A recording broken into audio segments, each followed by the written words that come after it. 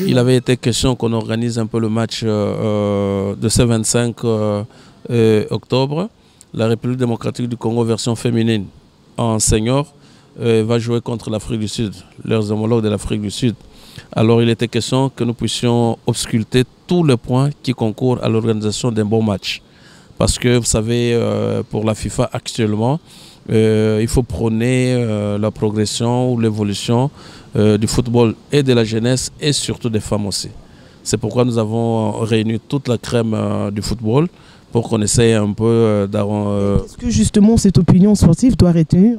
L'opinion sportive devrait retenir que ce serait un match d'abord à accès gratuit et que là-dedans, donc tout ce qui concourt à un match à la hauteur d'une équipe nationale a été pris en compte et sera en exécution sur les stades, quoique ça serait un match gratuit comme je venais de le dire, quoi. Donc il faudra que l'opinion sache que désormais, nous Conor, depuis que nous sommes là, vous devez très bien le savoir, nous participons à toutes les compétitions, des dames également. Vous êtes témoins, mais aussi nous devons marteler quelque chose parce que vous avez vu les U20 dames qui ont joué. Ce sont des petites filles qui sont en train de monter. Mais dans l'équipe qui va jouer le 25, ça c'est les seniors dames, où nous avons des joueurs professionnels qui sont là-dedans. Donc le niveau de jeu est très élevé. Et l'Afrique du Sud également, c'est un pays UP du côté dames. Le spectacle, nous sommes conscients des difficultés que nous devrons avoir. C'est pourquoi nous nous sommes dit, arrangeons les choses et nous avons tout arrangé. Le regroupement est prévu pour le 22, mais est-ce que du côté du Conor, tout est déjà bien organisé pour que tout se passe dans les meilleures conditions? Et effectivement, le regroupement, selon le programme du coach, c'est pour le 22 et tout est fin prêt. Parce que nous avions une inquiétude. Au début, là, nous l'avons annoncé en disant, nous ne savons pas nos filles seront logées où dans le regroupement. Mais quand nous étions là, les autorités nous ont appelés pour nous dire que calmez-vous. Vous êtes déjà fixé sur ce point? Oui, on est déjà fixé, oui. On est déjà fixé et tout se passera dans le meilleur des conditions.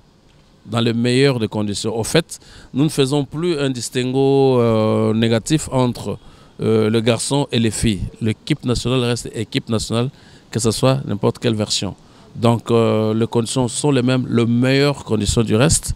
Et voilà. Vous vous souviendrez que la fois passée, quand nous avons joué en aller-retour contre le Bénin, nos filles ne se sont plaintes de rien du tout. Et même les professionnels qui étaient partis avant, parce qu'avant de partir, elles jouaient ici, elles étaient très étonnées de voir une évolution positive. Et nous sommes sur ces caps-là. Les Conor, votre FECOFA est en train de travailler en symbiose avec le ministère et les institutions de l'État pour donner le maximum de soi-même du côté financier, du côté même luxure, si je peux m'exprimer ainsi. Alors justement, finance, qu'en est-il justement de leur dernier prime du match contre le Bénin? Et c'est dans les pipelines, c'est ce que j'ai dit là, et, sans pour autant entrer dans le détail. Donc ils vont avoir ça avant. Vous savez, nous avons la chaîne de la dépense qui a pas ses caprices, mais qui ausculte le dossier et ça sera payé à temps. Parce qu'on savait très bien qu'il y aurait, après les caps là, nous aurions les JO, donc contre l'Afrique du Sud et tout ça, tout était planifié. Et surtout, ce qui est positif, les filles le savent. On a tenu un discours responsable devant les filles, elles ont accepté et elles connaissent, elles voient un peu les difficultés, surtout pas les sacrifices, mais surtout les efforts que le gouvernement fournit pour elles. Donc,